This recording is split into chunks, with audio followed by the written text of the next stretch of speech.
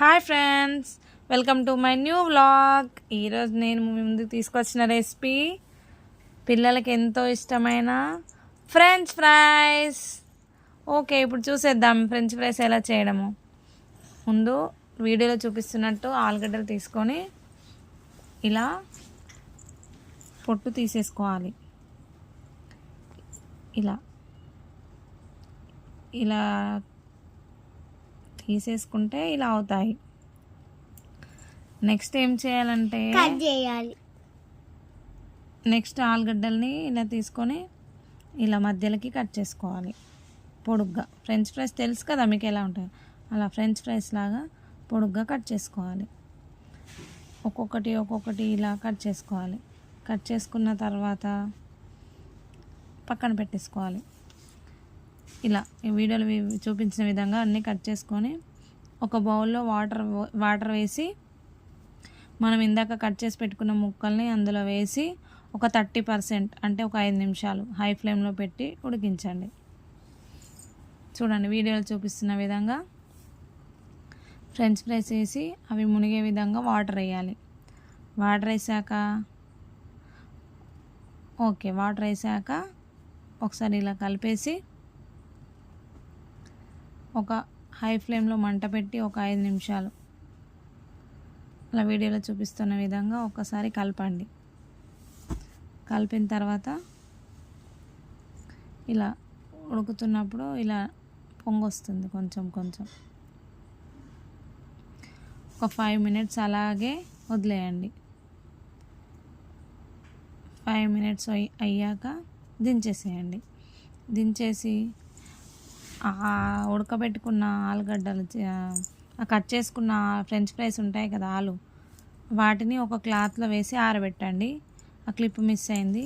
దాని తర్వాత నూనె వేసి ఒక బాండీలో నూనె కొంచెం వేడి కానివ్వండి. నూనె కాగాక మనం ఆరబెట్టుకున్న ఫ్రెంచ్ ఫ్రైస్ తీసుకొచ్చి అందులో వేసేయడమే. అలా వేసి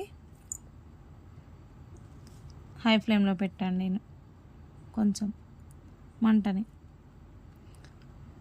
పెట్టిన తర్వాత ఇలాంటి చిల్లులు ఉన్న గంటతో కలపండి. ఒకసారి కలిపితే అతుక్కోకుండా ఉంటాయి. 30% ఉడకబెట్టాను కాబట్టి ఫ్రెంచ్ ఫ్రైస్ మెత్తగా కాకుండా క్రిస్పీగా చాలా బాగుంటాయి. మీ పిల్లలు చాలా ఇష్టపడతారు ఇలా తింటే. చూడండి ఫ్రెంచ్ ఫ్రైస్ రెడీ అవుతున్నాయి. కలర్ చేంజ్ అవుతుంది, కొంచెం మెరూన్ కలర్లోకి వచ్చేస్తున్నాయి. ఇలా వేగగానే ఇంక మెల్లిగా తీసేసుకోవాలి. తీసి ఒక గిన్నెలో వేసేసుకోవాలి. ఒక ప్లేట్లో వేసేసుకొని వీడియోలో చూపిస్తున్న విధంగా ఇలా తీసుకోవాలి. మెల్లిగా చూడండి. మెల్లిగా తీసేసుకొని చూడండి ఇది చూడండి ఎంత క్రిస్పీగా ఉన్నాయో. వీడియోలో చూపిస్తున్న విధంగా ఎంత క్రిస్పీగా ఉన్నాయో చూడండి.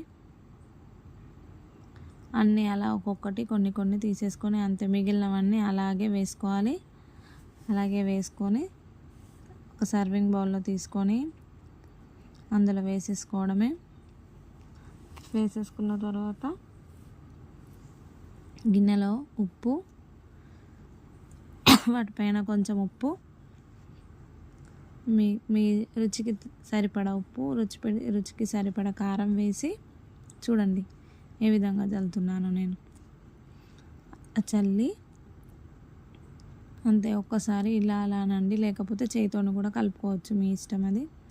చూడండి ఇలా వీడియోలో చూపిస్తున్న విధంగా ఇలా కలుపుకోవాలి అంతే.